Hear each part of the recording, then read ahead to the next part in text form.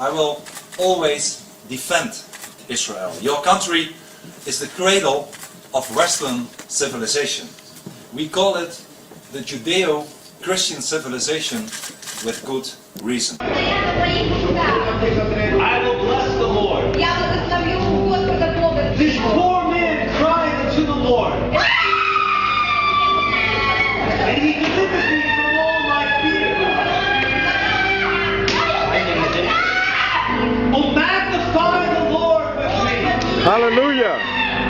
And let us exalt his name together. I will bless the Lord at all times. I will bless the Lord. These demons do not like to hear the praise. These demons are screaming. The demons are going crazy today.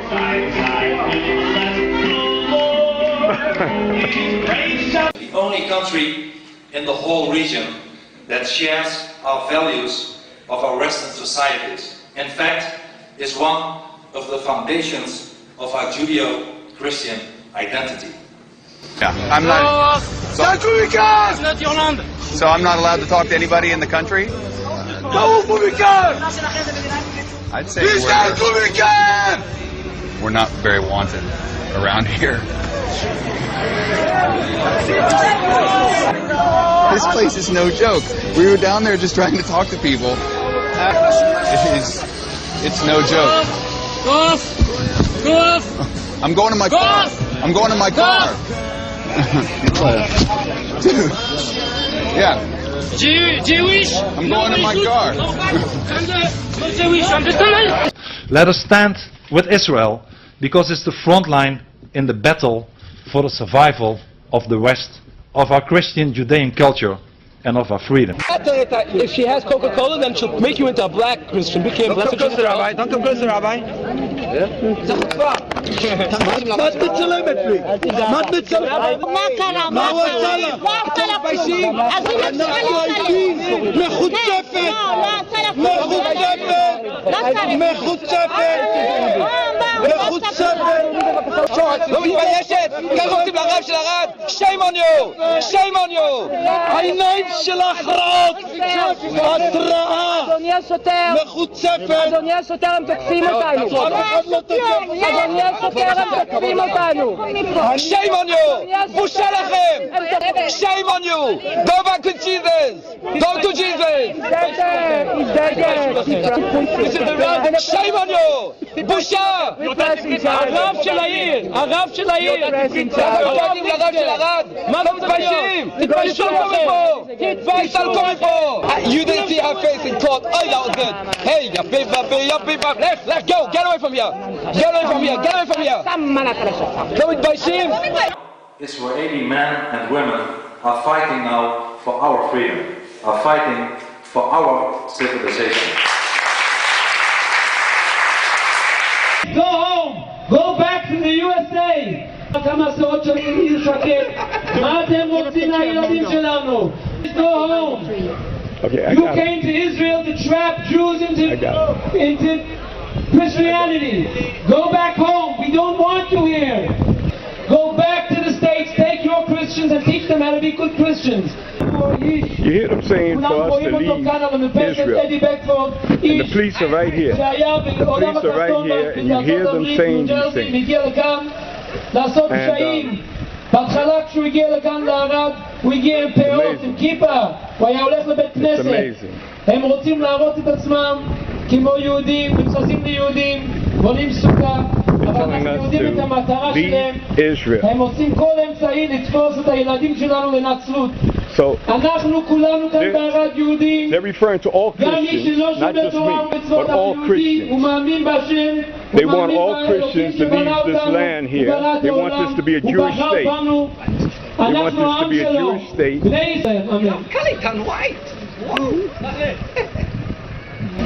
Almost every day, churches are arsonated and Christians are assassinated in Islamic countries. Even in so-called moderate countries. Israeli prosecutors on Thursday charged a third Jewish suspect in a probe linked to a June arson attack at the shrine where Christians believe Jesus performed the miracle of the loaves and fishes. When the flames were finished, ruins remained. The price tag to rebuild totals millions. A shrine of such importance to the faith, of course, has to be rebuilt. Early in this morning, I think 3:15, I heard it a big, loudly tone, and I ran out from my room, and I saw the main entrance from the monastery was burned, and I smelled it is benzene. Since 2009, there have been 43 hate crime attacks reported against churches, mosques and monasteries in Israel and the occupied West Bank and East Jerusalem. Staff at the monastery have vowed to repair the damage, including the graffiti written in Hebrew script that reads, "Eradicate false gods." Christianity started here. The only thing that Palestine was able to export so successfully was Christianity.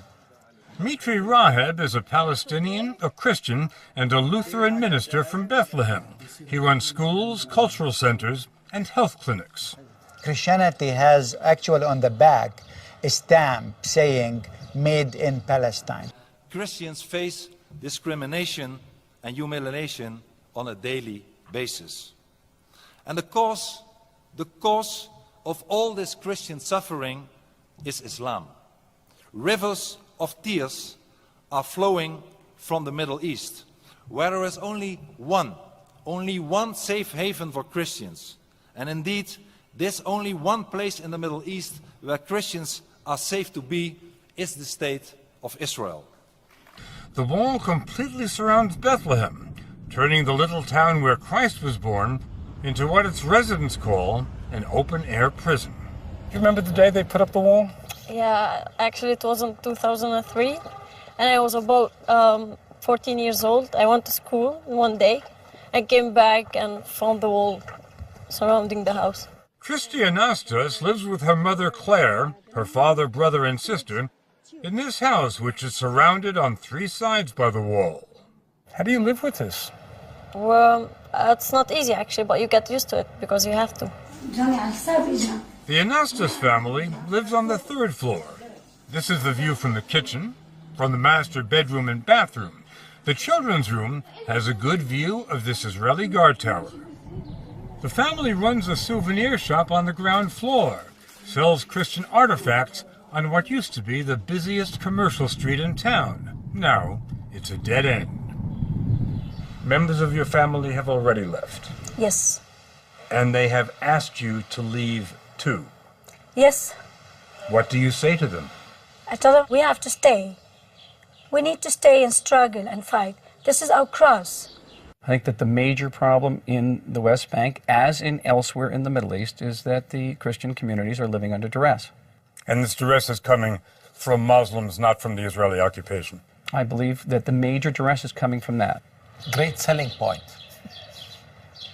Easy to sell to the American public. Zahi Houri is a Palestinian businessman. He owns the West Bank Coca-Cola franchise. I'll tell you, I don't know of anybody, and I probably have 12,000 customers here. I've never heard that someone is leaving because of Islamic persecution. I have lived in Israel for a few years. It felt like home. It is our home. It is the only democracy in the Middle East. And it's the only country in the region that shares our values. Let's never forget it. And its conflict with Islam, it's not about land. You will not solve it by changing land. It's about ideology.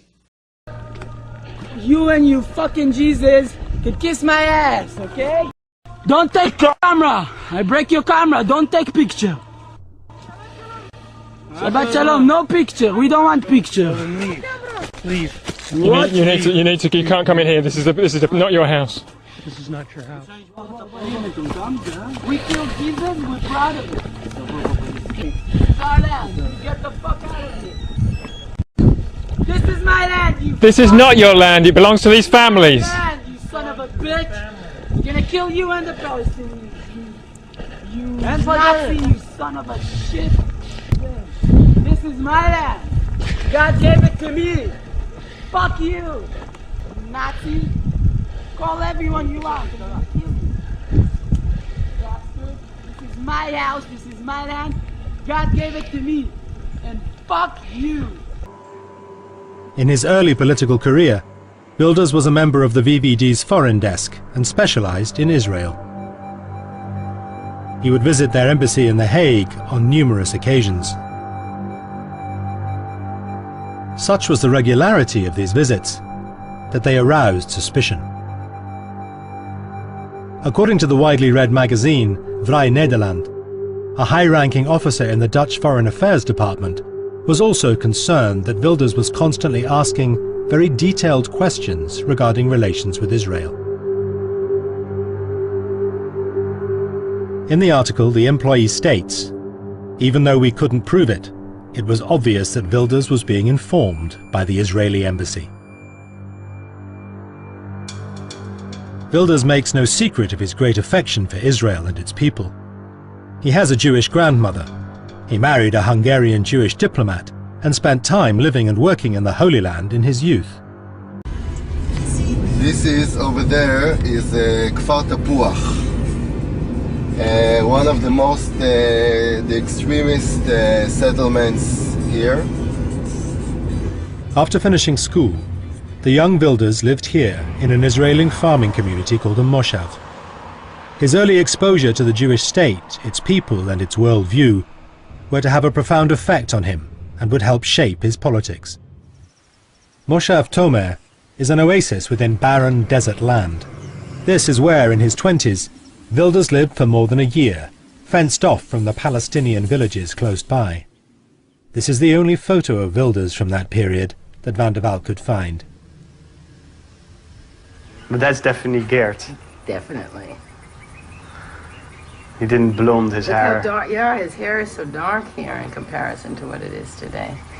He was a very nice guy. I remember him very nice. And then he came back here a few times. He had come to visit.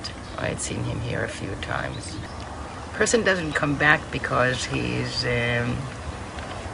not been touched by something.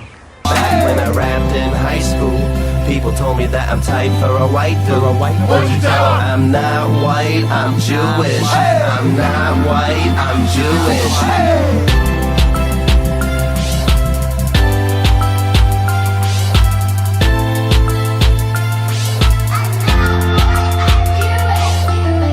So let us hope and pray that I'm worthy of being a descendant of the prophets.